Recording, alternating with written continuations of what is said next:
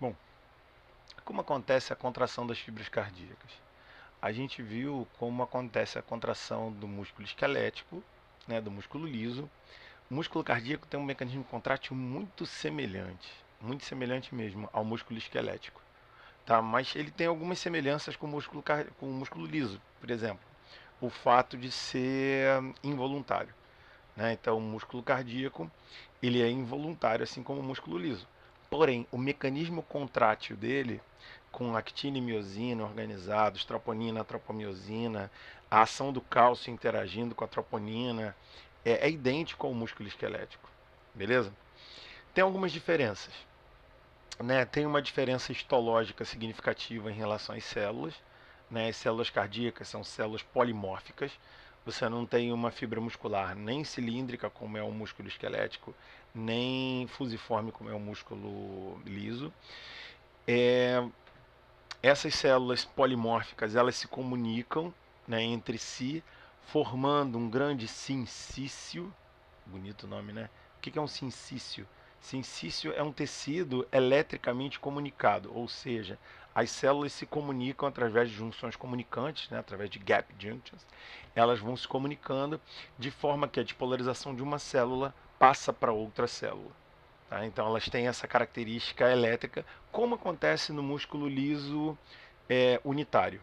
Né? As células se comunicam por gap junctions, dessa forma é, a despolarização de uma célula passa para outra. Então uma célula contrai e essa contração vai ser, né, esse potencial de ação vai passar para outra célula também contrair.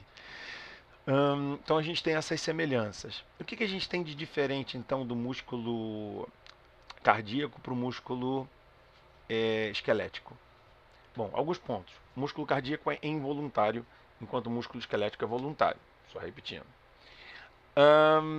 No músculo cardíaco, a gente tem a despolarização acontecendo por canais de sódio, assim como no músculo esquelético, e canais de cálcio, que o músculo esquelético não tem. Então a gente tem uma onda de despolarização, a gente vai ver isso num gráfico. A onda de despolarização no músculo esquelético é igual ao do neurônio, tem aquele pico de polarização e ponto, né? Você tem uma onda única. Na contração do músculo cardíaco, não. Você vai ter um pico, você vai ter um platô e depois isso cai. Né? Como a gente está vendo nessa imagenzinha aqui, ó, aqui em cima. Ops. Nessa imagem aqui, a gente está vendo direitinho. Ó, tem um pico, tem um platôzinho, depois isso cai. Por que isso? Esses canais de cálcio eles são mais lentos. Tá? Então eles dão uma mantém a despolarização por mais tempo. Tá? Então, vamos lá. Músculo esquelético. Não, músculo cardíaco. Involuntário, enquanto o esquelético é voluntário. É, o cálcio, a entrada de cálcio contribui para a despolarização. Com isso, o cálcio que vai se ligar com a troponina não vem todo do retículo sarcoplasmático. Eu tenho armazenamento no retículo sarcoplasmático, mas também tenho o cálcio extracelular se ligando à troponina. Então eu tenho as duas formas as duas origens de cálcio. Tá? Outra coisa que esse músculo tem, que diferente dos outros dois, ele é autoexcitável. Então, a automaticidade é uma característica só do músculo cardíaco. Tá? Então, o músculo cardíaco, se ninguém estimular ele, ele contrai. Né? Então, por que eu estou explicando isso para vocês?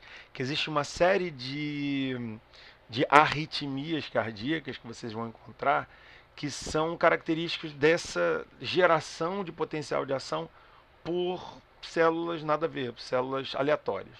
Tá? Então, como ela passa potencial de ação para as vizinhas, ela consegue irradiar esse foco de despolarização fora da organização natural do coração, que a gente já vai ver daqui a pouco. Ok? Como é que acontece o processo contrátil aqui, então? Esse potencial de ação chega ou é gerado pela própria célula, né? O sódio vai entrar, vai despolarizar, vai abrir os canais de cálcio, o cálcio também vai entrar. Essa despolarização vai mobilizar o cálcio do retículo e junto com esse cálcio que está entrando se ligam à troponina. Aí só repetindo, que vai deslocar o complexo troponina-tropomiosina, permitindo a interação da cabeça de miosina com o filamento de actina, com a quebra de ATP, você vai ter o deslocamento da cabeça de miosina, encurtando aí o sarcômero Sim, temos sarcômero no músculo esquelético. Mentira, e no músculo cardíaco, né? É, então a estrutura é muito semelhante e com essas diferenças que eu enumerei no início, tá? Aqui a gente vê esse gráfico de como acontece essa dinâmica, né? Então eu tenho aqui o potencial de repouso, né, aqui no 4. É, o 0 aqui é a despolarização, entrou sódio, despolarizou. Tá? Tem uma entradinha de cloreto aqui que dá uma negativizada aqui no potencial de ação. O cálcio entra, né? Então a entrada de cálcio faz com que essa curva seja mais lenta, né? Essa repolarização seja mais lenta. E depois a gente vai ter a repolarização com a saída do potássio e depois a bomba de sódio e potássio fazendo a troca e jogando também cálcio para fora, né? Uma bomba de cálcio jogando parte do cálcio para fora, voltando ao potencial de repouso. É do meio até o meio da curva aqui, mais ou menos, da repolarização e até atingir o potencial de repouso, a gente tem o que se chama de período refratário, ou seja, do 0, 1, 2 aqui no gráfico até o meio do 3 aqui, se vem um outro potencial de ação, ele não é capaz de despolarizar essa célula que está, né, gerando esse gráfico. Isso também é causa de algumas arritmias, ok? Então a gente tem aqui essa questão do período refratário, ou seja, um outro potencial de ação que chegue nessa célula enquanto está em período refratário, ela não vai despolarizar de novo. Então aqui, a gente vendo aqui a fibra cardíaca, como eu falei, ó, polimórfica, muito louca.